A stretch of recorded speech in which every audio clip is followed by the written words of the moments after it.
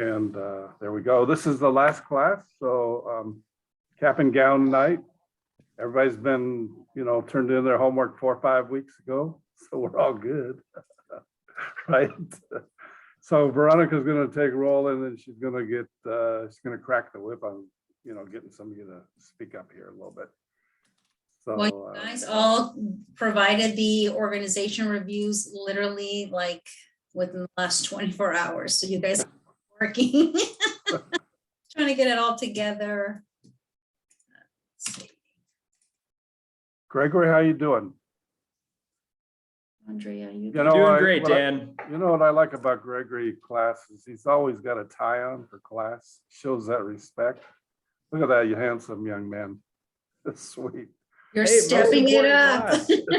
Yeah, most important class of the week, right? So we gotta Exactly. dress The best up. class is the best class you'll ever take. Greg, you're making Exactly. us look bad. Yeah. Fernando, how you doing, brother? I'm good. How you doing? Doing good. Veronica, did you get my organization review? Yes, I have it. Okay. Yep, you're good to go. Let me just, let's see. Do I have Emmanuel on? I don't see him on. I think he's the one who has an iPhone. Yeah, he's Oh, on. could be. He's the Power Plus guy. I think he's the Power Plus guy. Yeah, I think so. Tahani, you there?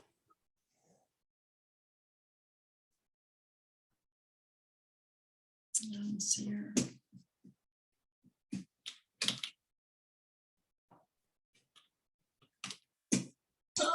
Veronica, I just want to make sure you got me today because my attendance is.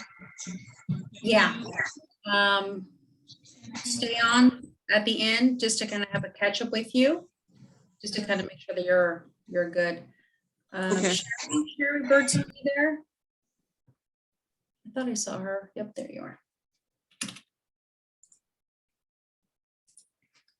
All right, it looks like we're ready to go. So we're going to go ahead and start with the last few organization reviews. And we're going to start with, when you're ready, Dan, we can start with Tanita. Can I go after her? Who's that? Nia. All right, let me go ahead and pull it up. I'm gonna just share my, oh, Dan, can you give me access? Oh, yeah. Hang on just a All second. right.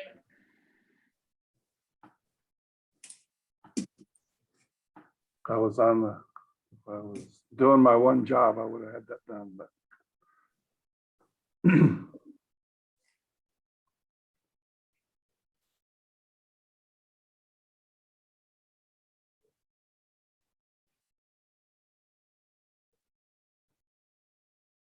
Everybody still there? Okay. All right, Marissa, I'm just reading your message here. I don't have your organization review, but if you want to go ahead and still kind of just give us a summary or an overview, that'll be great. Okay. All right, we're going to start with Tanita.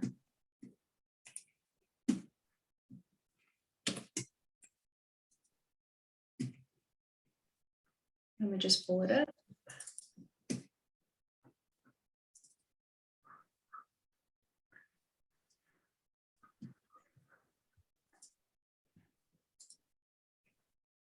That's, All right, can you guys see my screen? yes, ma'am. Okay, perfect. All right, Tanita. Good evening, everyone. So my organization was Hope Farm, and they broke ground in 1997. It's a facility and a school for young boys that live in a single parent household, meaning like a mother.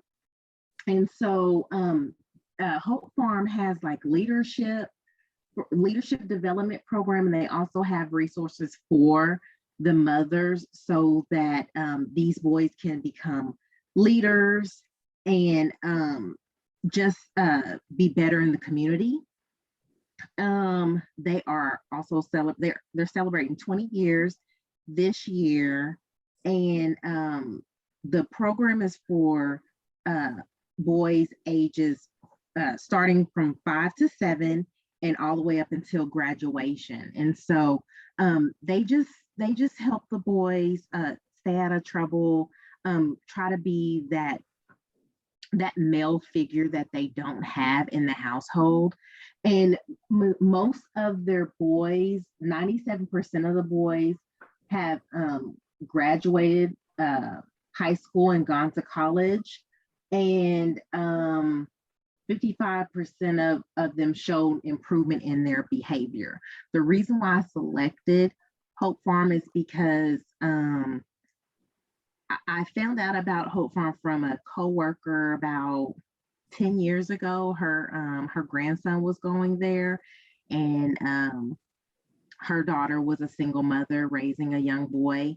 And I have a lot of friends that are single mothers raising young boys. And so I'm not a part of this organization, but I just love how they're giving back to the community and trying to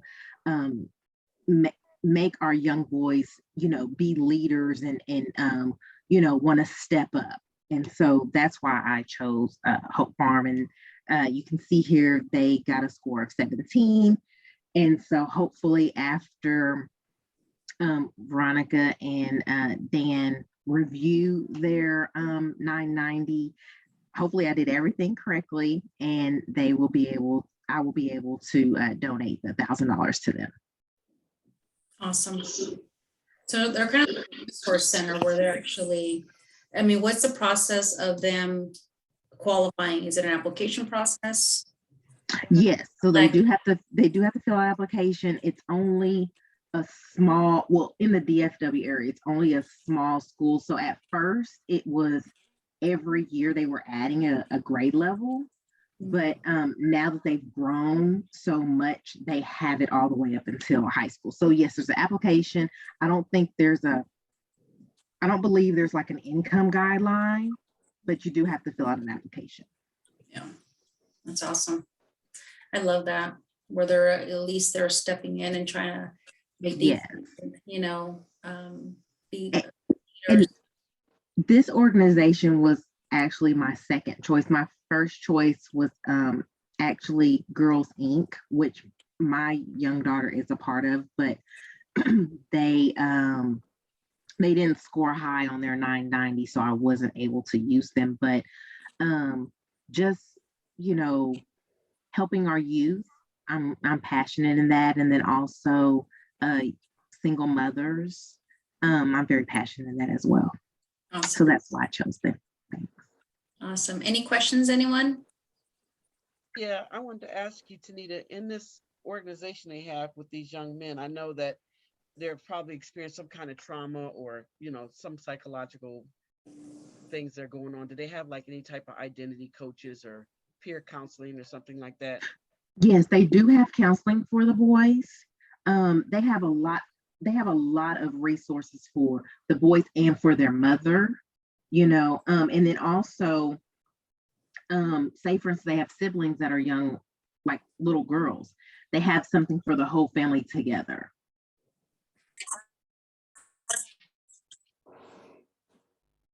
Thank you for sharing.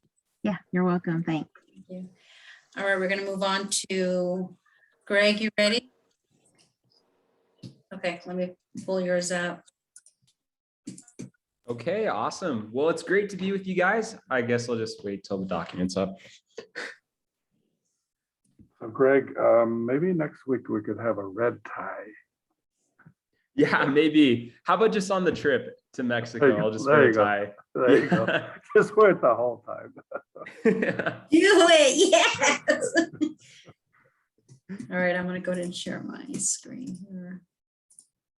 All right. Okay, awesome. Well, the organization that I picked is called United Way of Utah County. So that's the county that I live in. And I love what they do because they primarily focus on helping kids and families just improve their quality of life. For me, I'm passionate about kids. I want to be a pediatrician to help kids with health problems and stuff. That stuff just makes me happy. I'm passionate about it. So I really love what this organization does. And they primarily help families and children in 3 specific ways. They provide like financial stability / support, emotional support, as well as just early educational opportunities.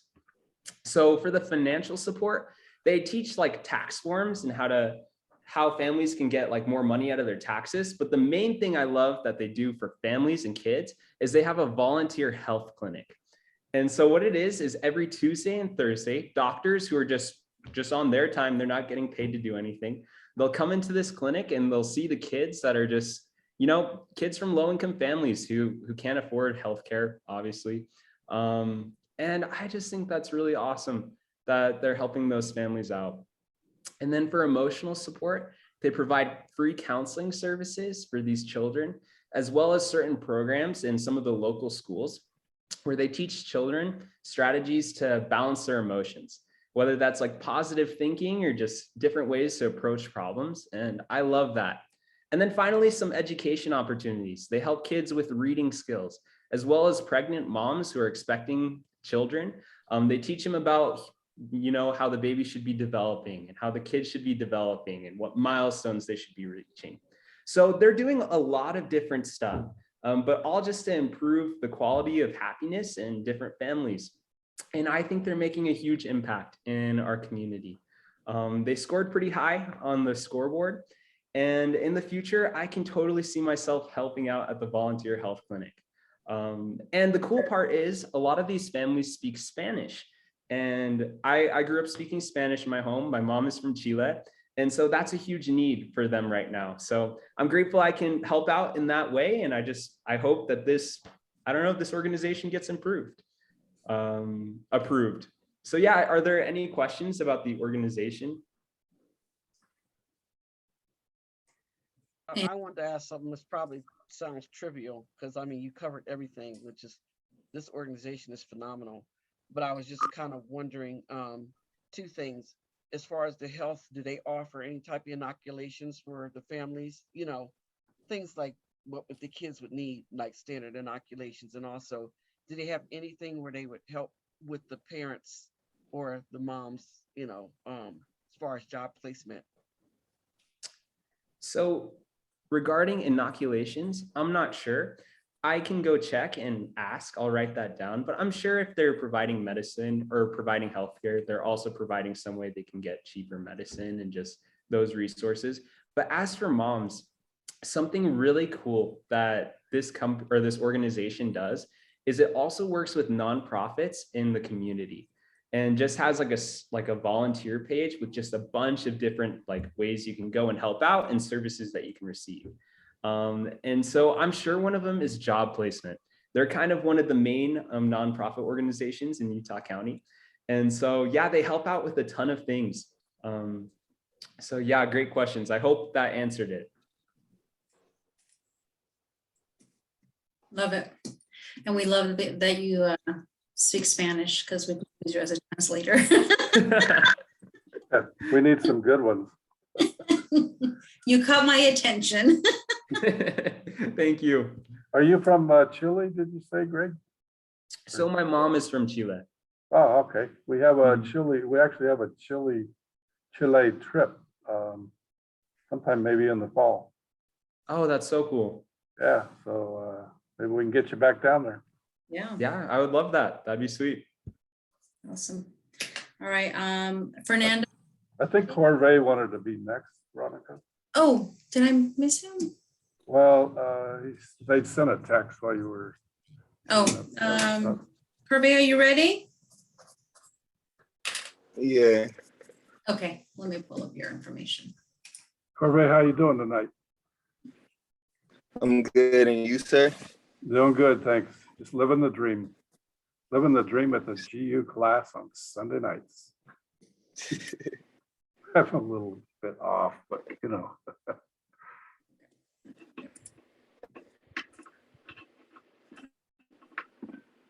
All right. Ready when you are. All right. So the organization I chose was the Crowley Foundation. They're an organization that focuses on young men's health and just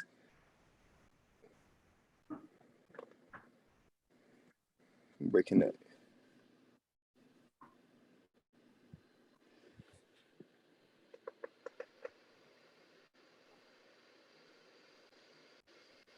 Hello, can you hear me?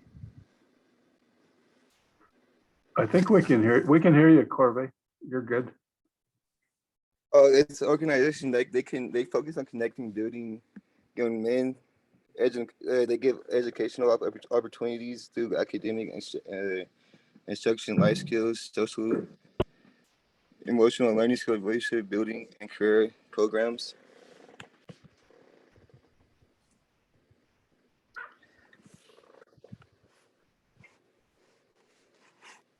You scored a They 17. scored a 17.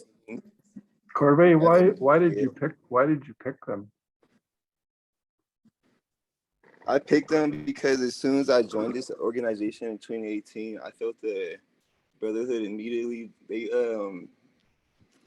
help a lot on like mental health and stuff like that. Okay.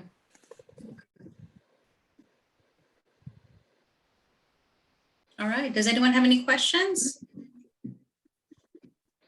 I don't have any questions. I just wanted to say something. I think that so this was my like first, second pick. I don't really know. I really couldn't decide, but this was one of the organizations I was also going to choose. I really love a lot of the work that Mr. Crowley does with the young boys. I got to experience him in person, so I just think it's Yeah, amazing same. that he knows him.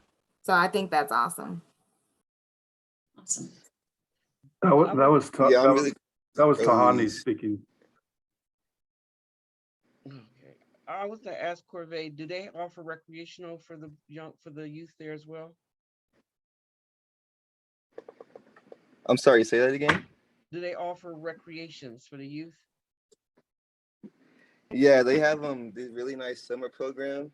It's up in Boulder where they just teach like classes, have like basketball games, stuff like that. Hey, so Corvey,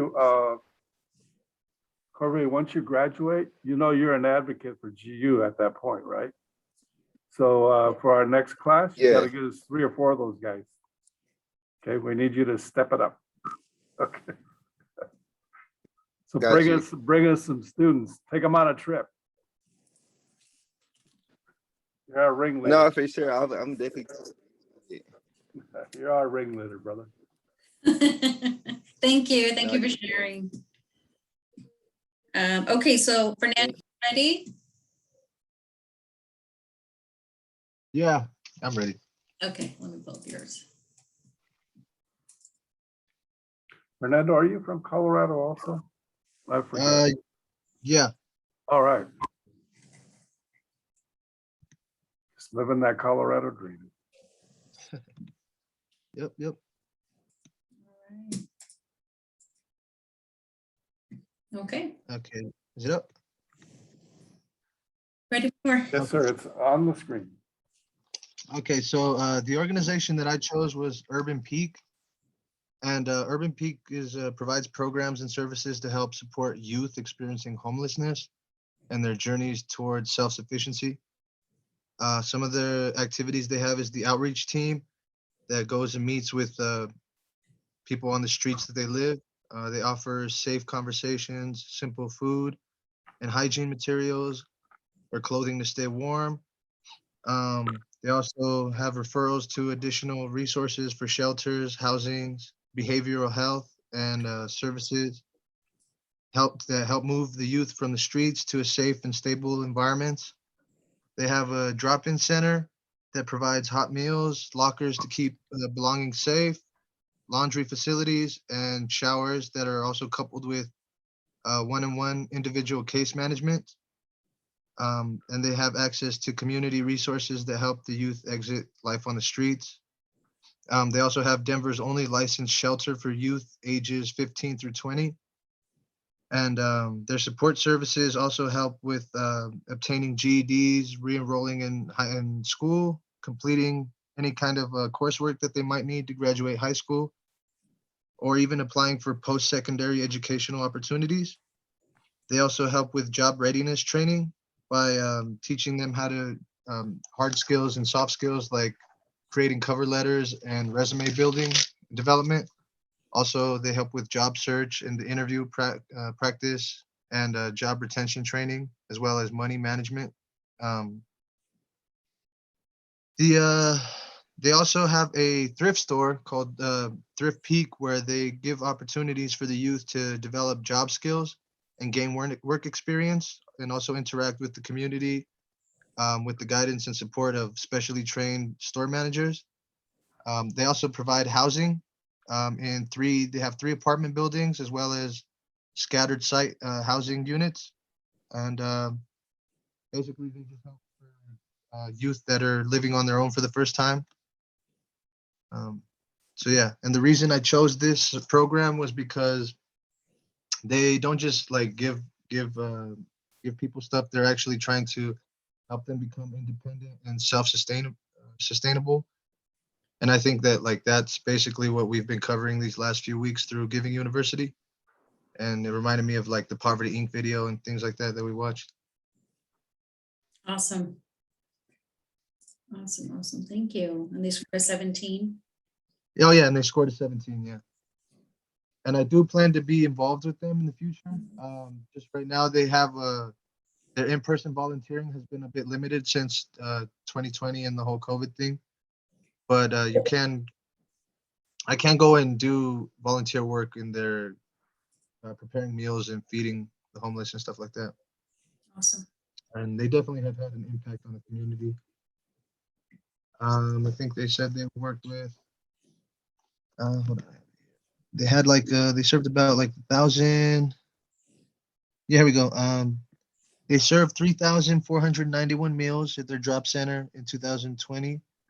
And they also provided 11,102 nights of safety for individuals, youth.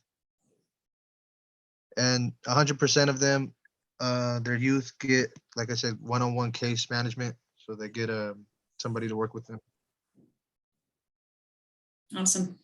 Any questions? Thank you for sharing. Yeah, I had a question, Fernando. I know you said that the range is from like 15 up. I'm not sure what the ending range was, but do they also highlight that because of this such a young age, because some of them have different sexual orientations, so sometimes they're put out of their homes because of that? I think that's what they help target too, right?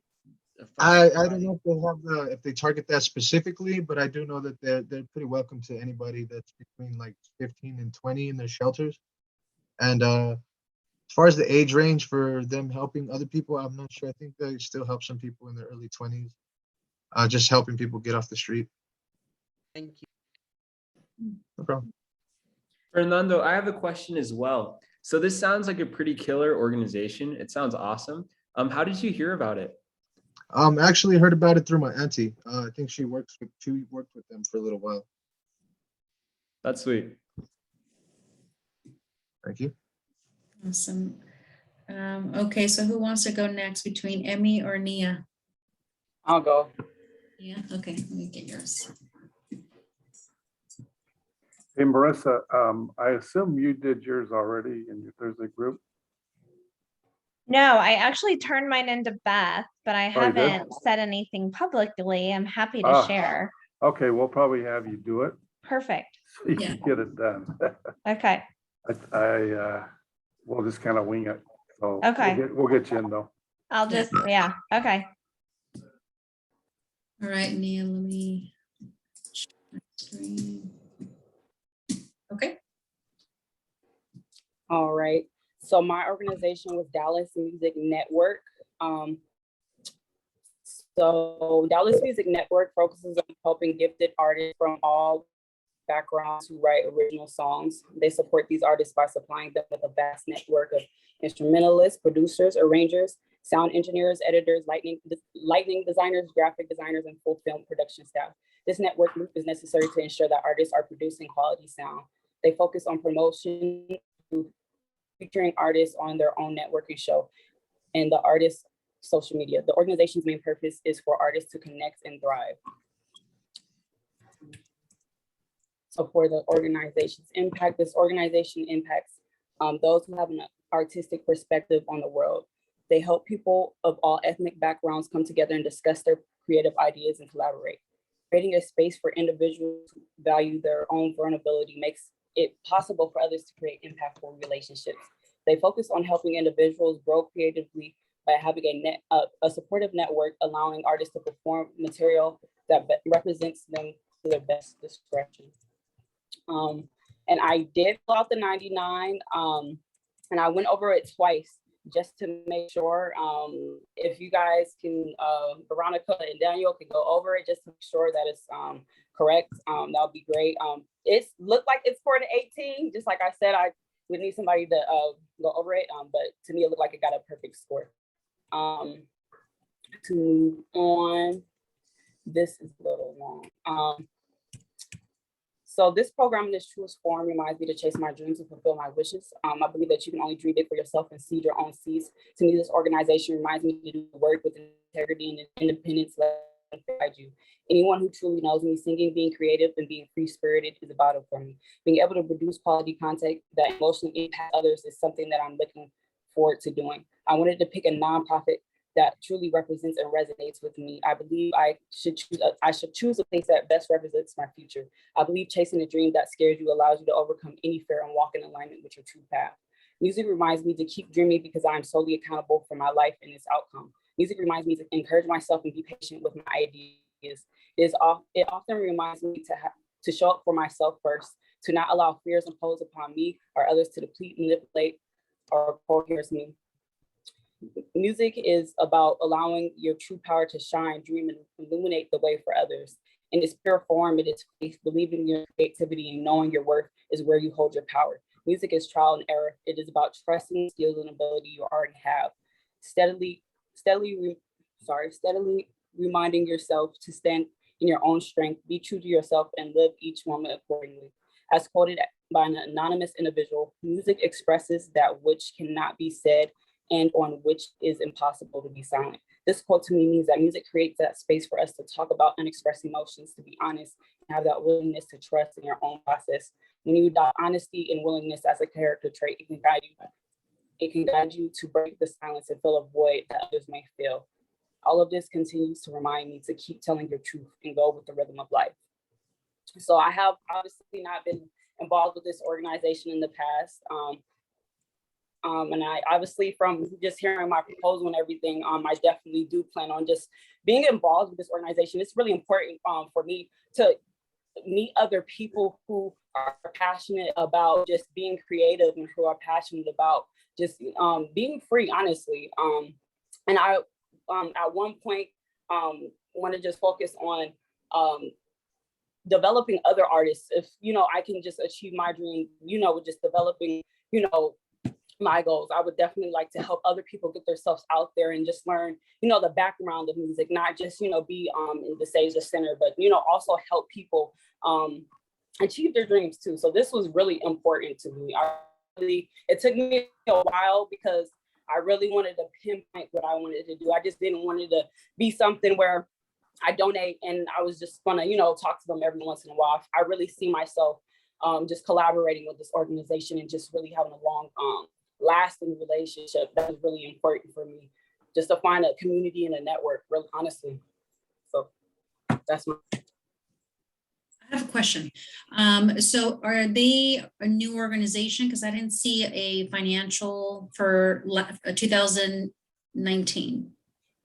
It looks like it's just. They are a new organization. They began in 2020 or 2019. Fairly new. Okay, so they are fairly new. Okay. All right. Well, thank you so much for sharing that personal story, your experience. I love that. You can relate. So, and music is a form of art. So I love that. Thank you. Any questions? Okay. Emmy, you ready? Yeah, I'm ready. Okay, let me find yours. Thank you. Emmy, where are you from? Colorado also, or? I'm actually from Utah. Greg and Utah? I know each other because I'm friends with his girlfriend. So Okay, cool. yeah. Mm-hmm. I was born in Philadelphia and I grew up in New York, and then I came to high school and now college here in Utah. So I've kind of Okay. been all over. Hey, East Coast, represent. Yeah, I love the East Coast. I want to go back for graduate school. All right. Let's pull your- All right, ready when you are. Okay, thank you so much, Veronica. Okay, so the organization that I chose is called Days for Girls International. And it's an organization I've done a little bit of work with them before. And my mom's actually continued to be involved. It's a cause really important to her. And so I think it's just kind of been instilled in me as I've grown up as well. But I originally found out about them because of a project like a service project we did with them with my local congregation. And so what they do, and I'll read their mission statement. It says, while the evidence is still developing, we know that without access to available, safe, affordable period products and safe and convenient facilities with water and soap, menstruators may experience the following limitations in their lifetime. So that's like the catchphrase on Days for Girls website. But basically what this organization is trying to do is provide safe and accessible feminine hygiene products to the developing world, where a lot of times women and girls don't have access to those, as well as aren't educated about menstruation or how to be healthy. And so, and I won't read the rest of the paragraph, but that causes a lot of problems in society. They call it period poverty, where a girl's menstrual cycle, if she's not educated about it enough or doesn't have the proper resources, it can keep her out of school and then also keep her out of a job. So it really helps to like perpetuate that cycle of poverty. And it can also lead to sex trafficking. And it just, if the woman has children, it can just really negatively impact them as well.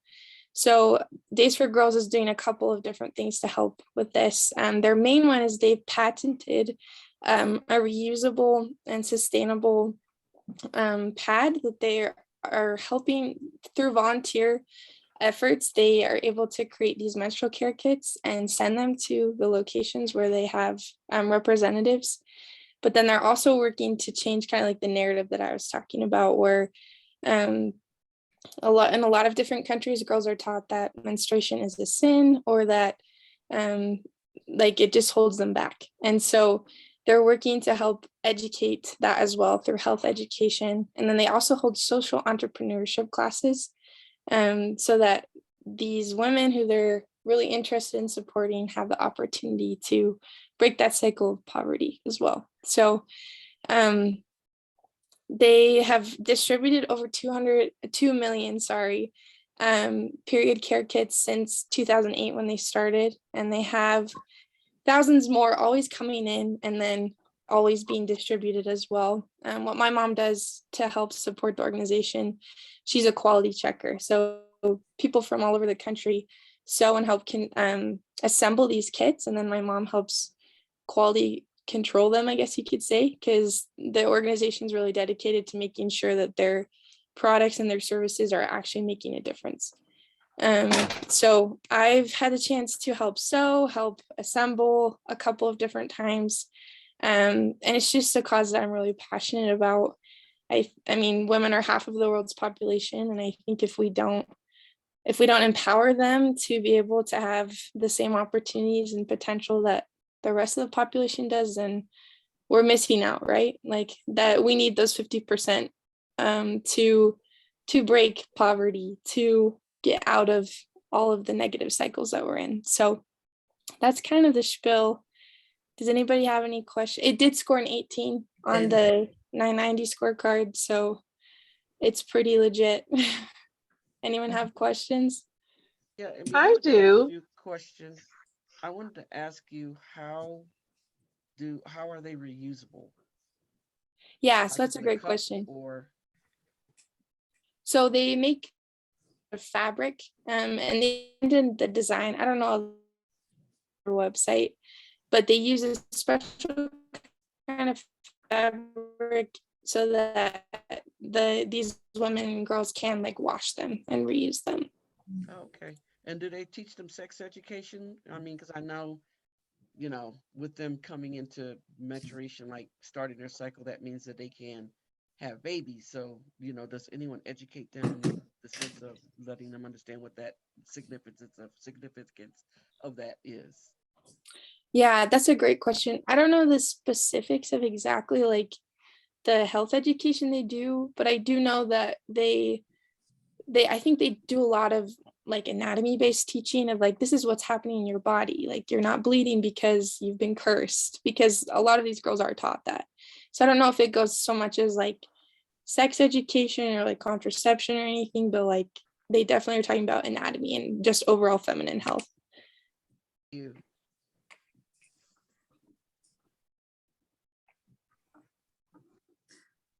Thank you. That's actually really interesting. Yeah. Yeah, really interesting. Thank you. Thank you for sharing that one. Okay, if no one has any other questions, Luisa, you good with presenting? I am. Okay. I'm gonna flip yours.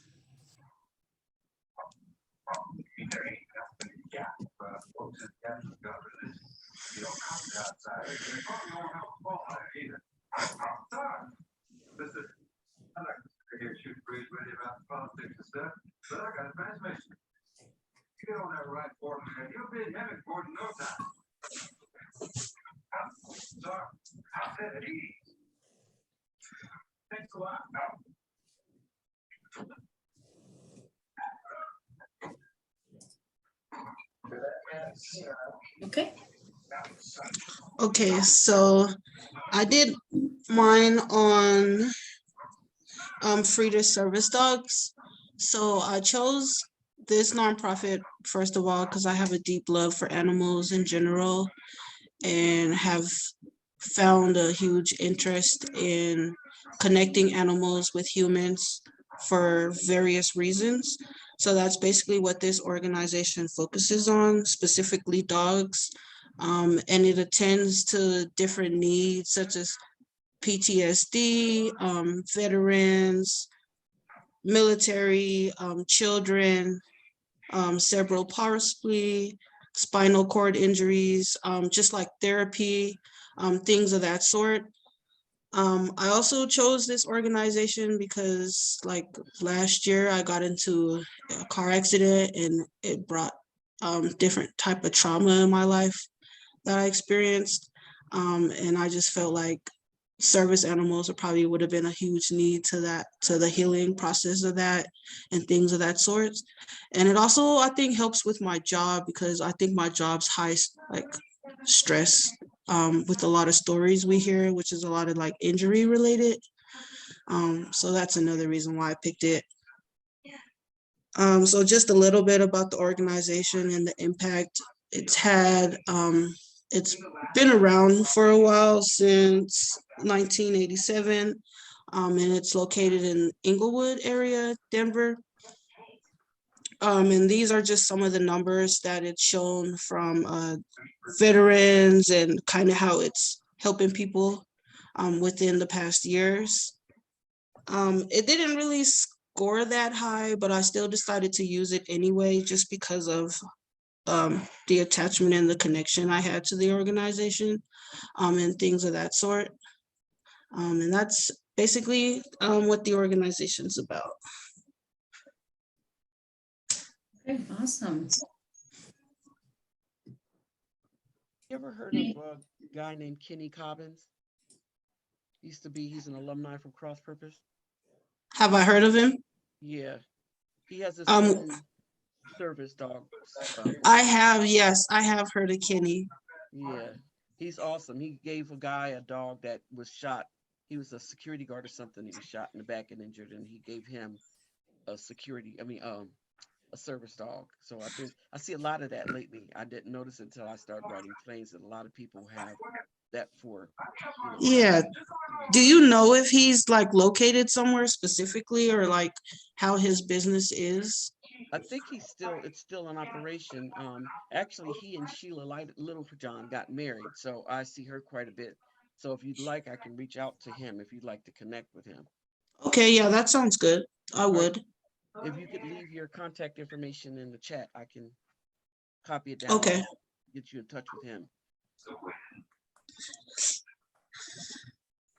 Okay, so it looks like just 2 people are saying to Tahani and Emmanuel. I just need your information. So as soon as you guys get that, we'll review it and hopefully it scores high so we can get some funding out to you guys.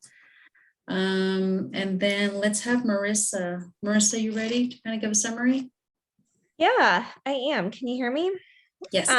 Okay, I chose an organization here in Denver called Project Worth More. And it's a organization that primarily that serves refugee families. Started in 2011. And since then has doubled and has just continuing to fill the need of our new families that are coming to Denver. So I would say I think like 2,000 families came since August to our city. And it's in the heart, like on Colfax, where our refugees do have a community. Comprehensive services. I'm just doing this off the top of my head. Six services, of course. They partner with, I want to say it's Emily Griffin. It's they partner and they provide free English classes.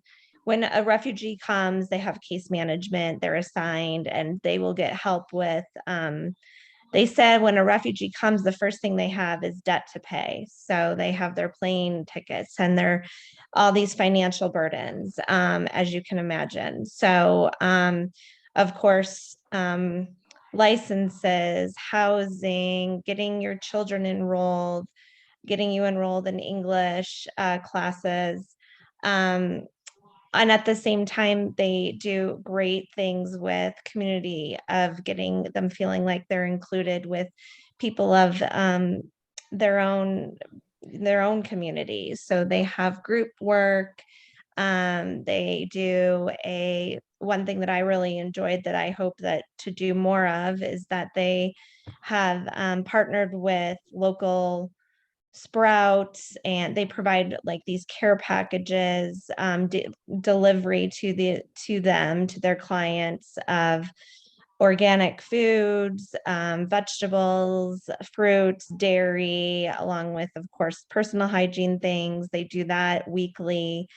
They also have a farm, like a community garden that they actually employ the refugees there and teach them agriculture, and of course they're learning a skill and what have you. And you just have a ton of comprehensive services for new Americans or our refugee friends in Denver area. There's a woman that is on the board that's in my neighborhood who I believe is just Jesus in skin. She walks the walk and she posts quite a bit of needs, and she just always got me curious about the organization. So I've done a handful of things with them. Just recently, that was very sort of, while I was thinking about, this wasn't my top organization, but just recently a friend of mine not affiliated with the organization had met a Afghani at a homeless ministry event, and he was looking for a job and he has his master's degree. He's been here for 3 months, has a family, was a bright young man and spoke pretty nice English and couldn't find a job outside of working at a minimum wage job. And he was working at Target, and which is fine, but he was really they needed to find permanent housing. And so lo and behold, we were able to connect them and with Project Worth More and their case management. And he has now found a wonderful competitive salary, wonderful job, to give him dignity that he deserved. So I thought, well, it was a really nice success story that just happened at the same time of this class. So that's Nice. thanks for letting me ramble. Thank you for sharing. Sure. Awesome.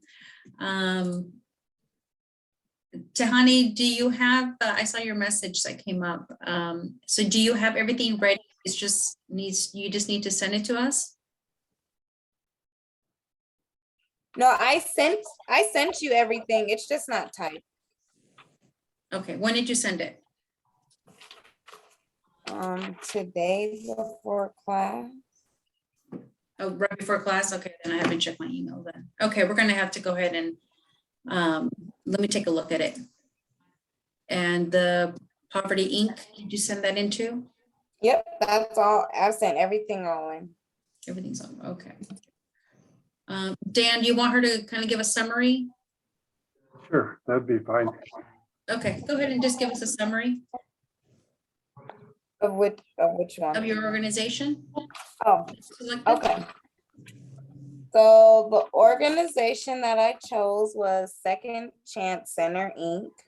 And I chose them, well, really for multiple reasons, but I just really love the work that they do with all the with the men and women entering back into the society. The father of my child was also on probation, like probably years ago. And this is before he ever was able to be sent to a prison. And they were just, Hassan, like, so I worked with his wife as a child. She has an organization called It Takes a Village, and she helps women getting out of prison and just giving them updates about HIV tests. And I used to do a lot of her lettering and helping with HIV tests when I was younger. And then her husband, just a little bit of backstory, had did 18 years in prison, who is Hassan, who owned this company. And, you know, just hearing a lot of her story while she was holding him down, and then just knowing she held the spot for him to do something better for the community. And then years later, I met him, and he was just really relentless with trying to help the father of my child just get established with work and furniture for his apartment so he would stay out of the system. And though he wasn't successful with him, I love that I'm a case manager at a halfway house now. They're one of our resources. And I just love seeing the impact that he has on the community and knowing how many people they've helped over the years. And what did they score? So they scored a 17.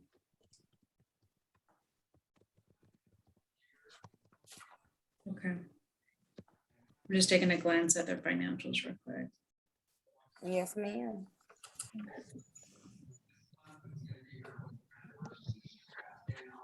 Okay. Okie dokie, thank you. Okay, thank you, everybody. So those will get turned into Beth, and you guys basically have all qualified, at least on the presentation piece. We're doing, you know, good work, a good presentation. They won't probably all be approved because some of them scored too low. Some of them they're supposed to be within 100 miles of where you live and things like that. So I saw some addresses that seemed a little far away, but maybe that's the corporate office and the work is local to where you are. So anyway, as far as graduating though, I think you'll probably all be fine. If you have one that has a close score, they may want a little more information or have you justify a little bit more to kind of defend why you picked it. Anyway, we're going to finish up by 8 o'clock or 8:05. So we're going to zip through this. You guys all got a copy of this already from me because I may skip certain sections. But anyway, we're going to talk a little bit about why people give, section 10, and then we're going to do a little bit about our trips. So a list of answers to why do people give. For each reason determined, does the reason satisfy our definition of generosity, and does the reason lead someone to give more? And I'm going to just skip to the answers. Generosity that leads to more giving. Sometimes you want to help a certain person. Sometimes you want to help a specific cause. Now, I'm helping a certain person. It's a good idea. The thing that you want to do is make sure you don't create dependency. And so that can be something you have to kind of watch for, and it can really be something that can swallow a family up. And so, you know, it's a great reason if you're kind of lifting them out of a bad time, wanting to make the world a better place. And everybody tells me they want to make the world a better place. That's kind of what I hear all the time. Wanting to give away back, to give back from abundance. And all of us qualify for that because we live in the United States, basically. Wanting to please God. There's people of faith in this class. And so sometimes the reason for generosity is we feel that's what God wants us to be doing. Wanting to be good stewards, to be people that take care of their stuff, people that share, people that share in a smart way, and just being, a good neighbor. As an act of worship, kind of deals with wanting to please God, and in some cases, it's a way that you show a little bit of possibly adoration for what God has done in your life. There are certain types of generosity that may not lead to more giving. Giving out of a sense of obedience. Now, a lot of that was, I think we talked a little bit about this before, is if you're a kid or you have kids, sometimes you make them save some money and then they have to tithe a little bit. And so really the tithe is more of a sense of obedience to make your parents happy. Giving because it's a tradition or habit. Giving because you want to participate in a golf tournament or other fun events.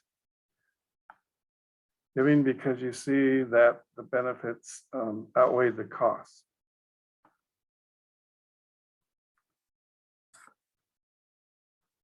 Revisiting the definition, generosity is freely giving or sharing things we value for the benefit of others. And I use myself as an example. In one of the classes, when I had an old Suburban, I was freely giving or sharing my Suburban because it had low value to me. It just was old. And when I got a new Sequoia, my generosity kind of disappeared. So giving that fails the definition of generosity is giving out of fear. Like maybe you think God is going to punish you. Maybe you feel like you have to give a certain amount to kind of climb the stairway to heaven.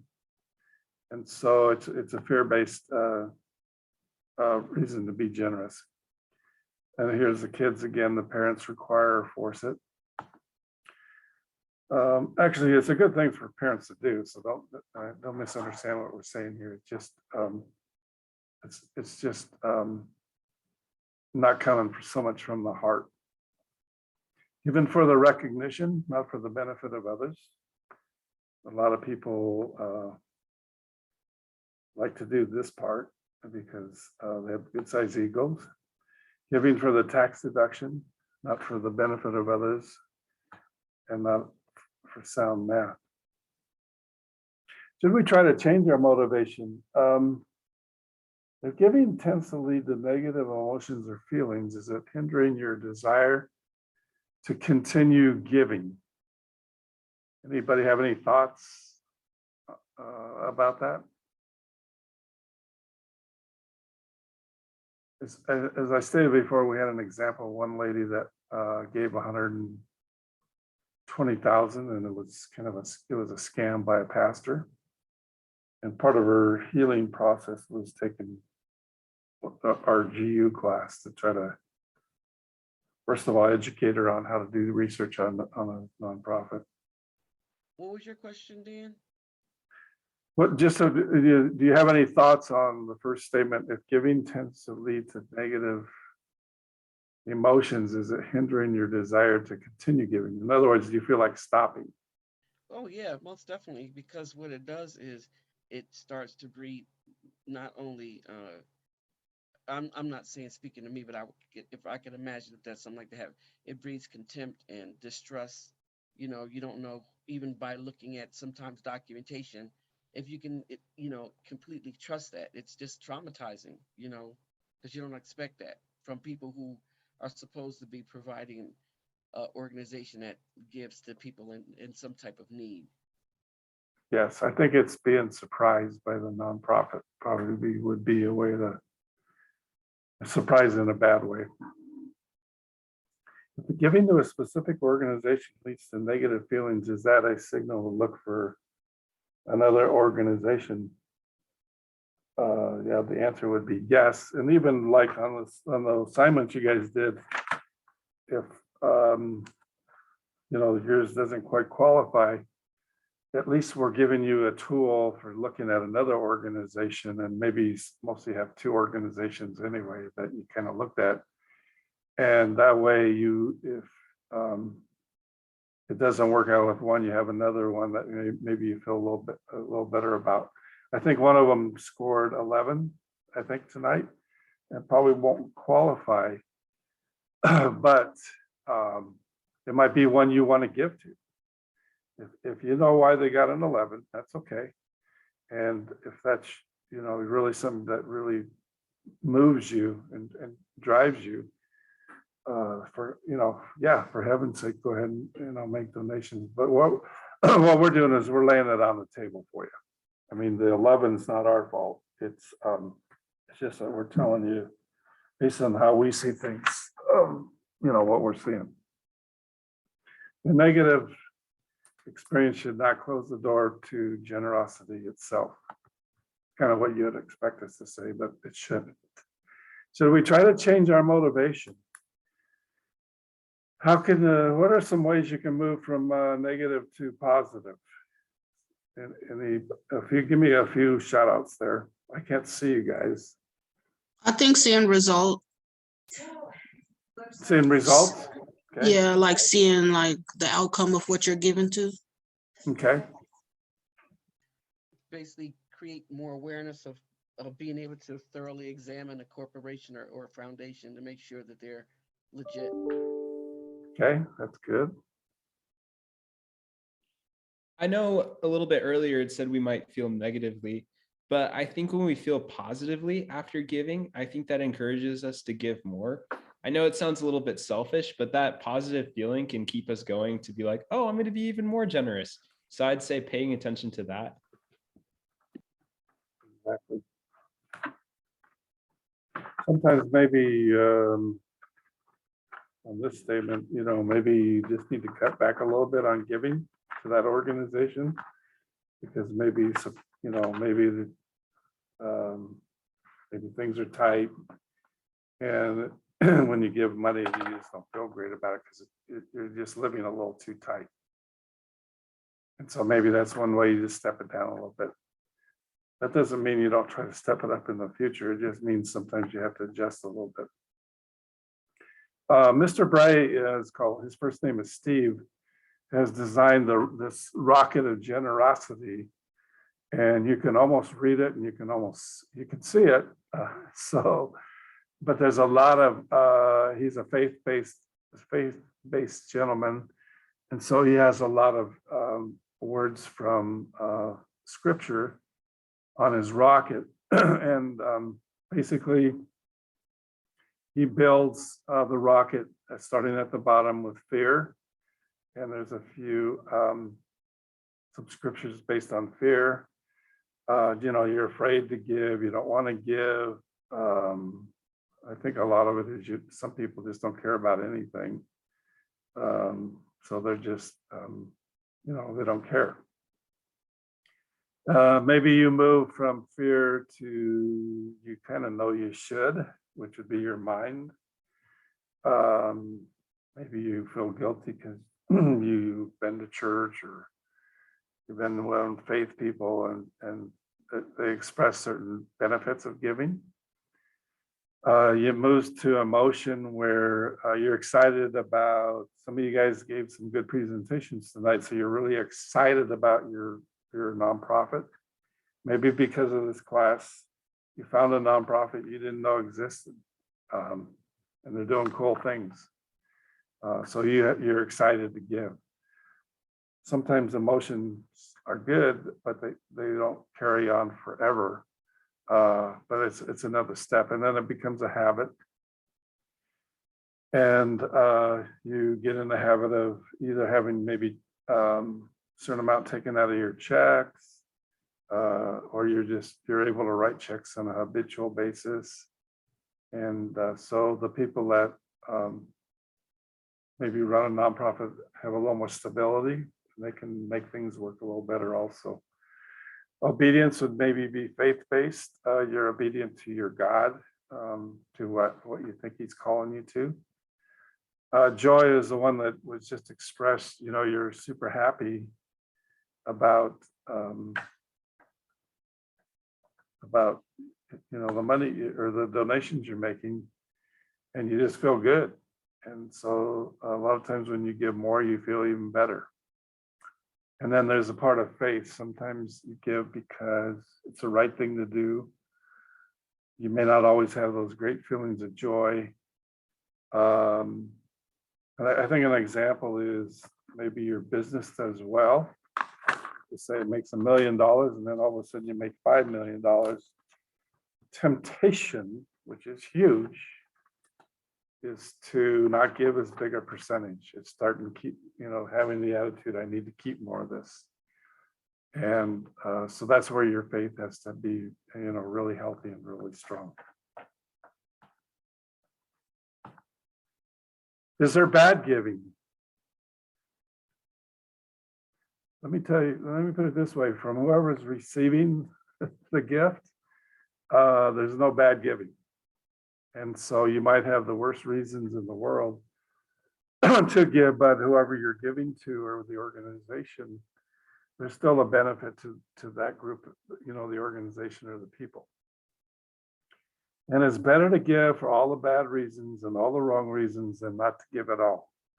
So if you're going to have a real low bar, let me put a couple people in here.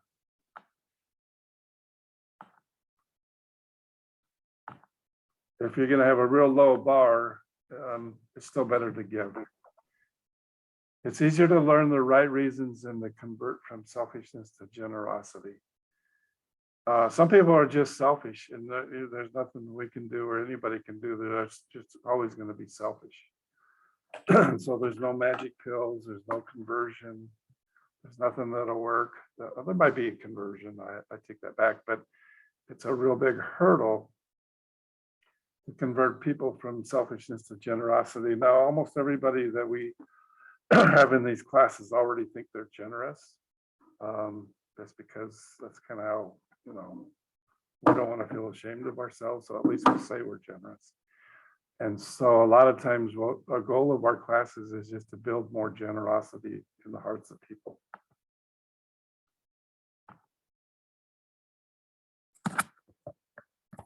Here's a quote. The point is this: whoever sows sparingly will also reap sparingly, and whoever sows bountifully will also reap bountifully.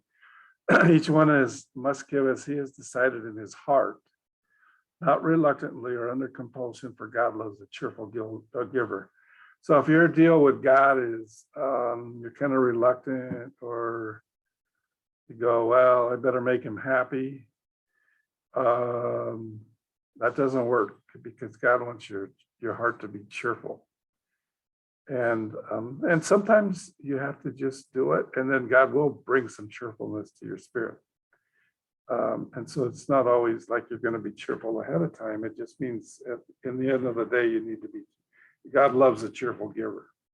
It's just like God loves people that love him. God loves people that have a heart.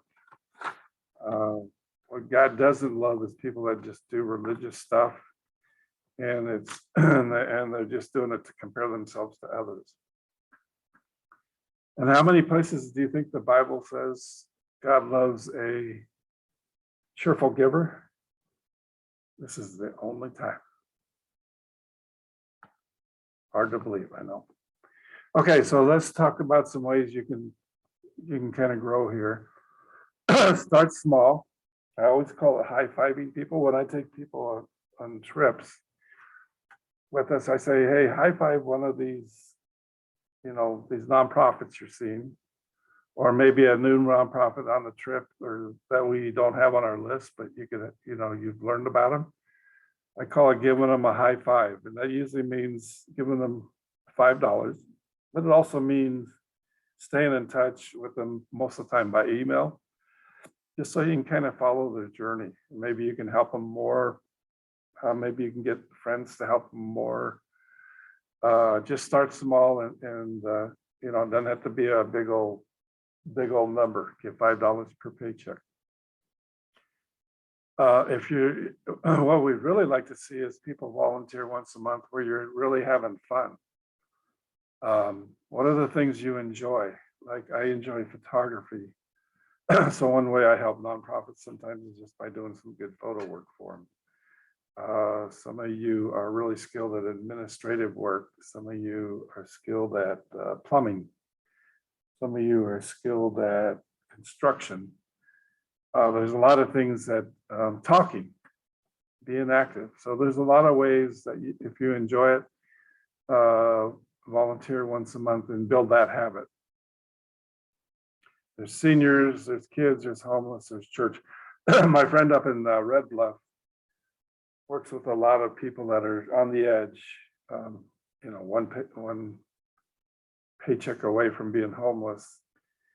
And he works a lot with, and is up in his area, the high school kids are scoring in the lowest percentile of the state, I believe. And so he's trying to work with people that have retired and have good 401ks, good pensions. And he's just trying to get them to help the kids by giving back. If you see seniors, kids, homeless, the kids we meet, you know, well, there's a lot of reasons, but kids that just need help with learning, you know, if you have the ability, do it. Don't just, you know, play golf. GUIs, join a trip. We have a cool trip. We have a lot of cool trips, but we have a one that we need a little extra help building a house. So one cool thing we've done is we figured out a ways to take kids and adults to go build a house. It's not like, you know, we're doing something high and mighty, but it's something we're doing that's fun and it's helpful to people and it meets a need and it makes a difference. And so just look for stuff like that. Somebody said their mom was born in Chile. Well, maybe he wants to go to Chile, maybe he doesn't, but you know, that might be fun for him. And so anyway, join a trip. We have some good trips coming up. And everybody is poor. I know we're all poor, or at least we say we are. And you can start small with the $5 high five. You can be an ambassador for Giving University. It's like I told some of you tonight, you're going to graduate. And the goal in building Giving University is not just Veronica's job or Dan's job or the board of directors job or Mr. Bray's job. It's like everybody. You know, we do good stuff. We put you on multiple trips to start with. We look for ways to have you help us with trips, and maybe we can finance a little extra. But you're being an ambassador for Giving University. There's nothing like this out there that I've seen. And it's not like we're the biggest in the world, because we're not, but it's the most unique thing you've seen. And it's just a good way to, you know, like you guys all learned, you might not have liked the assignments that much, but you learned a little bit about tax returns. And you learn a little bit about scoring some of these groups. And that way you feel really super about them or maybe you go look for another group. But it just was very beneficial, and I know it helps you guys when you see that. But and it's like my friends at work, I tell them it's your job to help me get people for these trips also. So a lot of times people graduate and they kind of forget what we're doing here. Okay, here's a little bit about our trips. Trips are created each year. Like Veronica is working on trips to Greece and Brazil. We're working in Guatemala. We have students that give us ideas. And when we have somebody with ideas, we try to help build it up so we can put together a big trip. So anyway, there's trips that they're created each year, and they're made available to everyone who has met the graduation. So even if your small grant doesn't get approved, more than likely you're all going to graduate because you did the work of doing a presentation. That was really the assignment. And so basically, if you've only missed one class and you reviewed the tape, you're good. And if you completed an organizational review, that doesn't mean they were funded necessarily, although most all of them are, but it means you did a good review for us. If you miss multiple classes, send the info into that email and we will let you know when a makeup is available. And so some people, like we have 7 classes most of the time, make 4 of them. Well, we're so good about it, we let you count those 4 and all you got to do is make up 3 on the next round of classes. So we're giving you full credit for the, things happen, but we give you full credit for what you made. There are 2 types of trips. There's first of all, is there any questions? Because I'm kind of zinging through this stuff, but doing my best to make sure we're all not spending overtime with Dan tonight. Will we get this information and, follow-ups, I guess, about the trip? Yeah, you got all this stuff from me right now. And in the notes, I also have what trips, I think it's in the next slide or 2. I have which trips are coming up. Okay. But anytime you want, you can get information at info@givinguniversity.org. And I do a pretty good job of keeping the Giving University page pretty current on Facebook. And we're also on Instagram now. There are 2 types of trips. There's a service trip, which is local, more hands-on, more micro grants, 4 to 7 days. Right now, we have 3 of those. We have one to Mexico in April, end of April. That's actually got too many people, but we'll make it work. And then we have a home build in June, which we need people. And that's a 7-day thing or 6-day. And both of those events are more hands-on, more painting, more construction, more, maybe doing a little gardening, digging some ditches, things like that. So it's more service work. We have a service trip also in the fall in Red Bluff, California. And that's kind of to learn a bit more about homelessness and how some organizations are handling it and how they're trying to help out. Tanita, you raised your hand. Look, the little thing said that. Question. So like your local trips, are we required to stay the whole time? We try to, we obviously take it on a case by case most of the time. We try to get you to spend the full time with us, especially if we're overseas. If we go to Lebanon, we need you to be there the full days. Now, some things that's really cool about what we do, sometimes people will want to extend their stay and do other stuff. And so we usually do that. We usually give full credit to people for whatever the plane tickets will cost us. On the shorter trips, it depends on your situation. Full trips are usually 7 to 10 days, and by full grant, micro grants on the top one means we'll do grants. For example, in Mexico last year, for each student that went, if they donated $100, Giving University matched $300. So $100 became $400. And I always told people, I said, I know if it's tight, like, get your friends, family, coworkers to chip in a little bit and try to get that match. But, you don't have to do anything.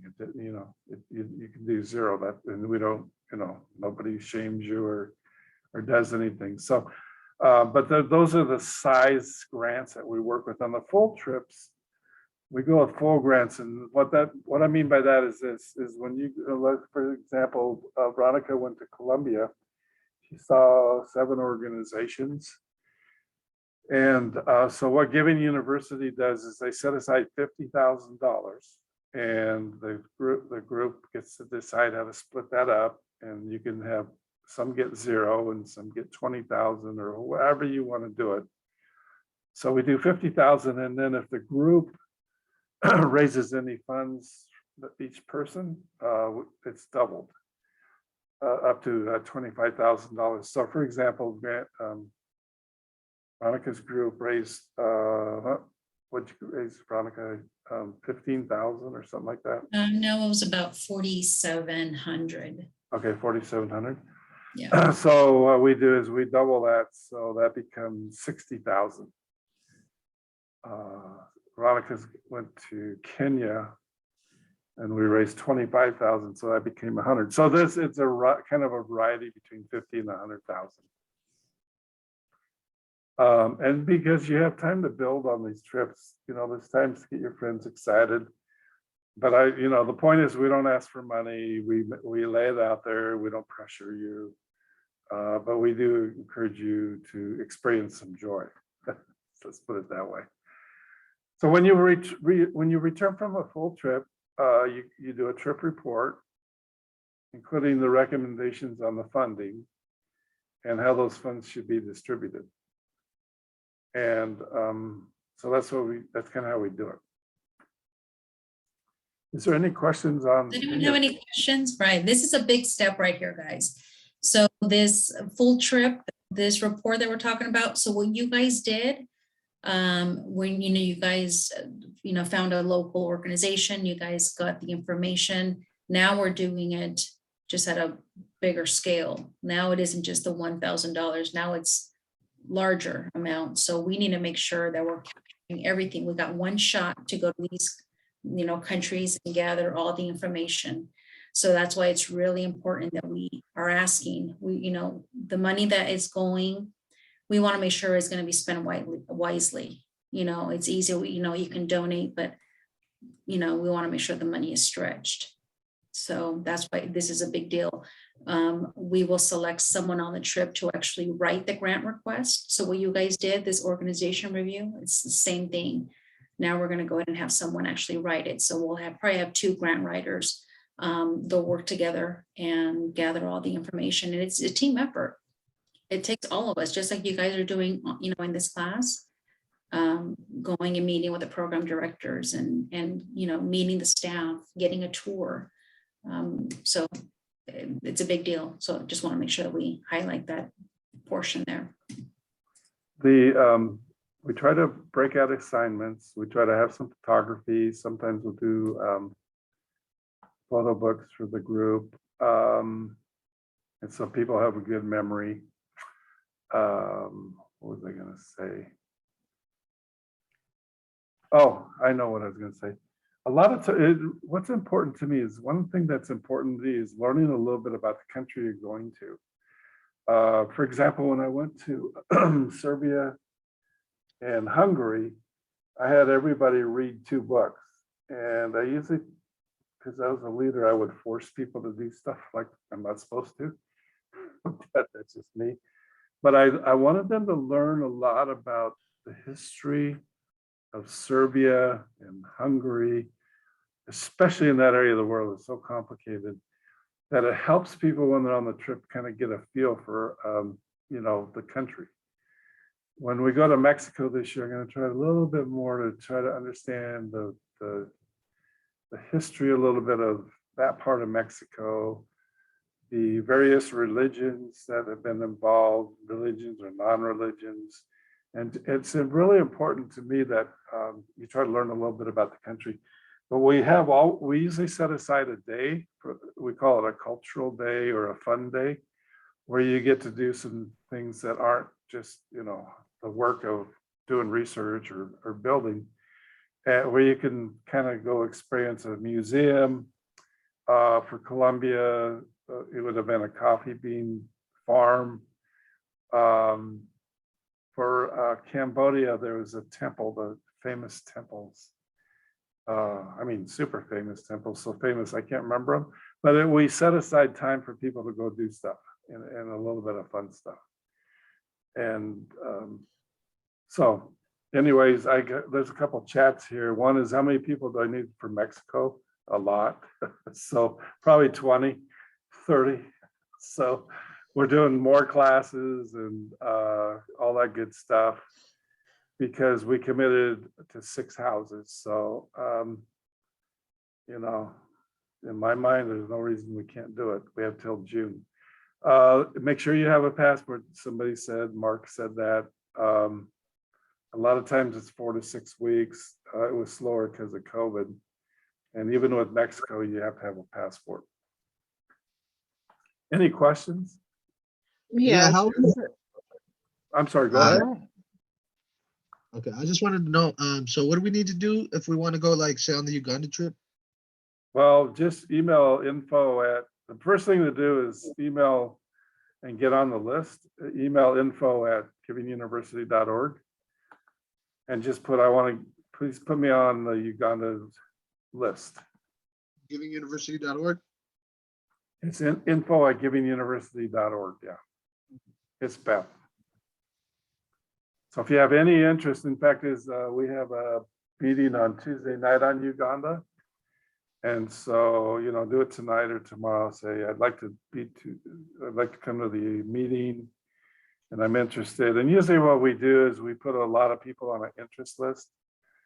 And then once we're within 90 days, we have to start really kind of making sure, it's going to happen. Dan, So- I have 2 questions. One is, Sure. this is our last class, right? Yes. And secondly, I'm not going to be able to go, because I can only take so much time off work. My daughter's graduating from Rutgers in May, so Sure. I'm looking to either do something in the fall or possibly next year. Yeah, you have like 5 years. Yeah, do we just follow up at the same email to request the final? Yeah. Now, will they keep us abreast of what trips are available, or do we have to kind of inquire by? No, we put them out one at a time. Okay. You guys are lucky because I spill the beans on everything way early, but most of the time on the Facebook page, I put it out there. As they, what I do on Facebook pages, as they get approved, I put them on the Facebook page. Thank you. Somebody else, I think, had a question. I do. What are the vaccinations? What is required to go to the Mexico one or Uganda? The Uganda it's not COVID, it's something else for visas. So you'll have to check on that one. And for all the trips we've done since COVID, we never asked anybody if they were vaccinated. Let's just put it that way.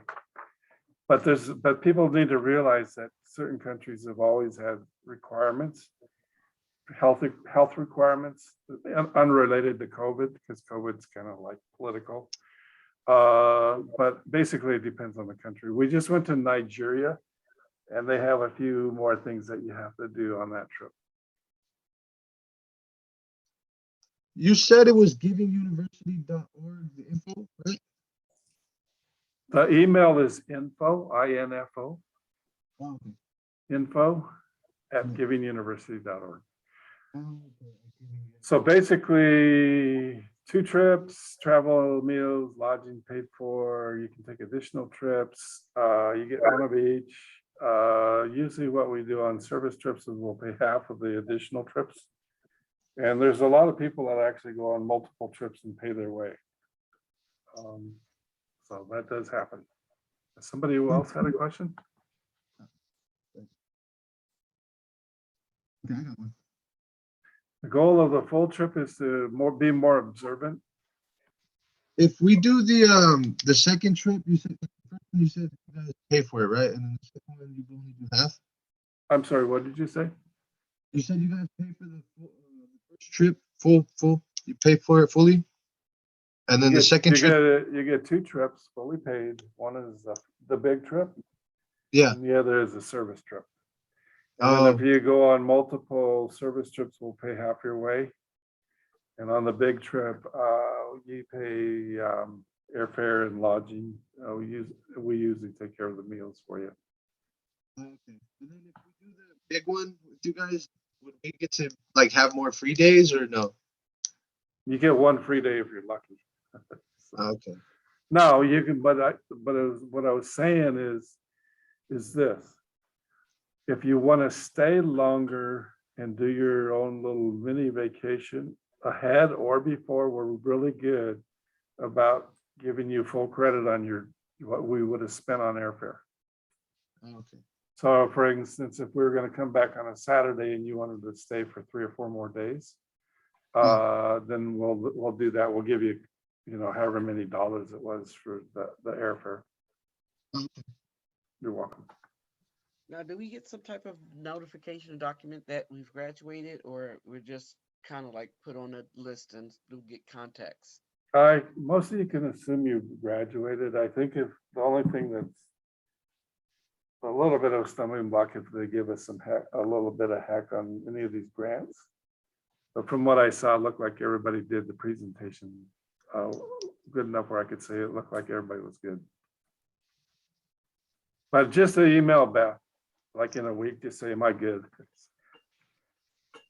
But normally we used to give out diplomas, but because everything went to Zoom and all that, it just got, we tried to actually do the checks on the last night because that was kind of cool. But with Zoom and all that and nobody being in a conference room, it's just too hard to do. These are the trips we have this year. Lebanon, Chile. Yeah, go ahead. Sorry, quick question. You said you used to do diplomas.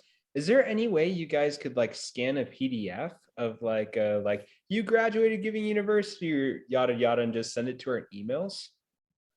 Yeah, let Beth know that. Beth is our admin. I like that. I put her email on the chat. Yeah,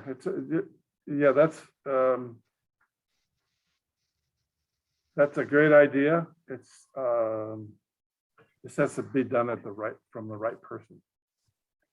Yeah, Dan, she did, the boys got one the other day, so it looks. Well, maybe because it was her class and it was the kids.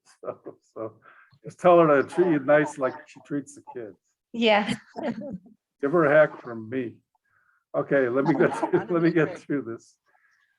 Part of the problem is I have a regular job at Power Plus, and then like I do this, and then and so does Veronica, a lot of this. And then like Tuesday night, I'm talking Uganda. Wednesday night, I'm talking Mexico. And, during the day, I got people like checking in with me and this, and I'm not complaining, but that's where some of the cute stuff gets a little bit dropped. But let Beth know, because it's a great idea. Actually, we used to do them. But what happens is the reality of how this works is if Beth or I get swamped, it's like we go with, we just keep on going. Anyway, here's where we're at. And you guys all have good ideas. So don't take me wrong. And it's 8:01 and like I'm way behind. So I'm going to just do the highlights. Lebanon, Chile, Uganda, Cuba, Nigeria, possibly Brazil, possibly Greece, and possibly Cambodia. And then the service trips I just told you about, Power Week, which is full home build, where I need a lot of people, and then Red Bluff, and then any of you can propose a trip or give us some ideas, and we're happy to take a look at it. I think we did this one already. Oh, maybe not. Yeah, we did. There's a few things on generosity here, so I want you to take a look at it.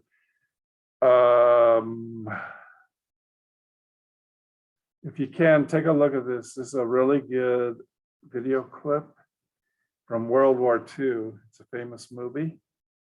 And it's a really good clip. There's a little bit of history on giving, especially if you're a faith person. And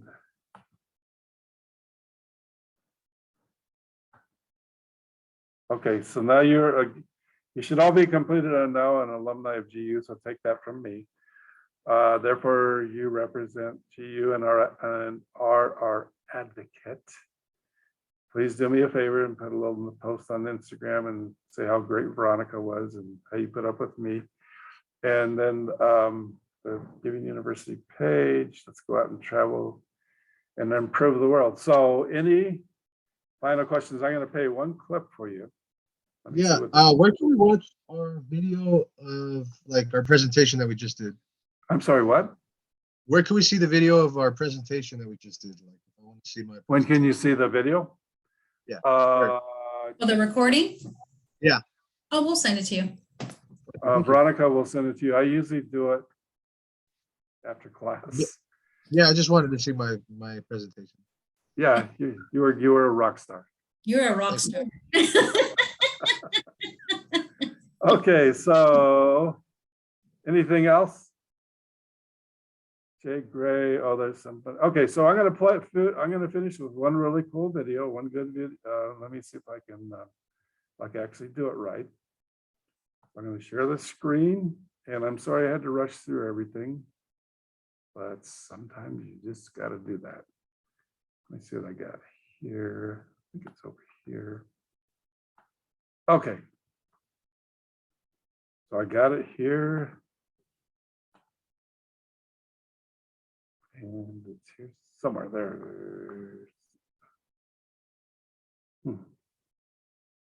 Sometimes when I have a single screen, I don't know where things go. Give me just a second because I really like this one.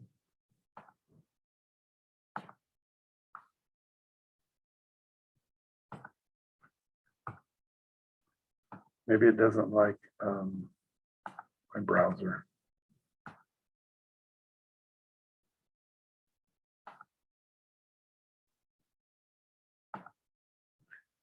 Let me go back here. Oh, maybe because I have to do it again. Aha, there it is. So any final questions? I know we zipped through it, but it's important to me that we stop on time, even though I'm going over by 10 minutes. But let me share this one final parting thought with you.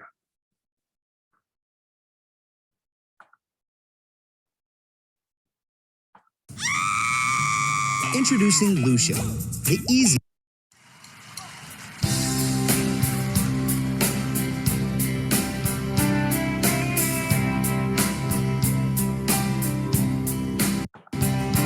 You guys can hear that, right? Oh, we got to check. Yes. Yes. You read the business page, see how you did today. Life just passing by. You live up on the hill, you got a view that kills. Never wonder why.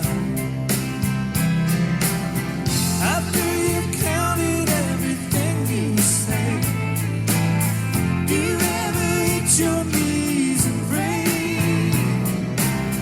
You know there's gonna be a judgment day. So what will you say? No matter what you make, all that you can take is what you give away. There's people on the street, ain't got enough to eat. You just shake your head. The measure of a man is one who lends a hand. It's what my father said. After you've counted everything you say, you ever hit your knees and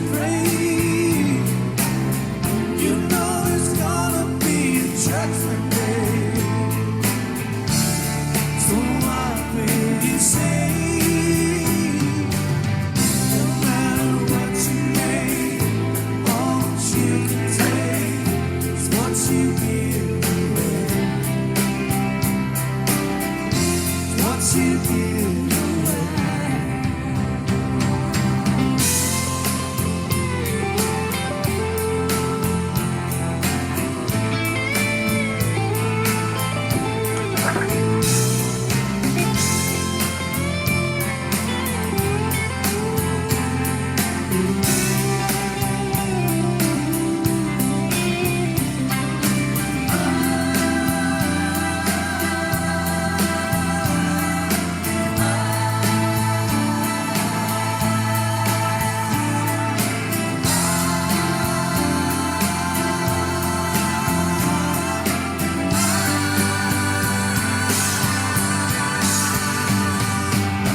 After you counted everything you say, you never hit your knees and pray. You know there's gonna be a judgment day. So what will you say? No matter what you make, all that you contain is what you give away. You know it's not too late. It's all for heaven's sake. It's what you give away. It's what you give away. What you give away.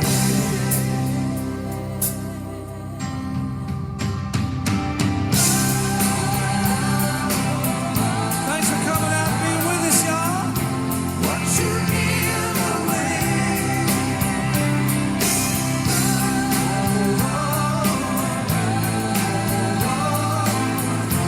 What you give away, you know you can't take it with you.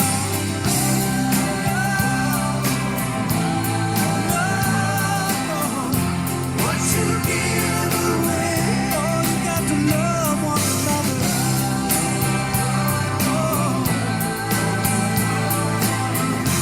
What you give away, oh, you got to love one another.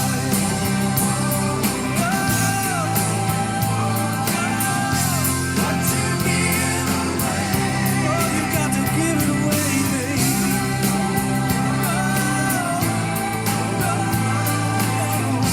What you give away, oh, you got to give it away, baby.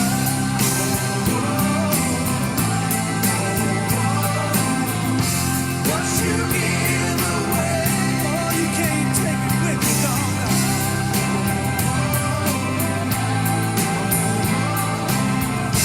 What you give away.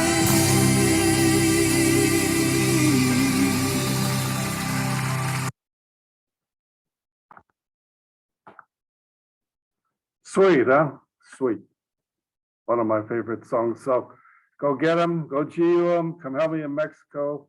Don't help Veronica because she's got too many people. Just help us see the taco thing.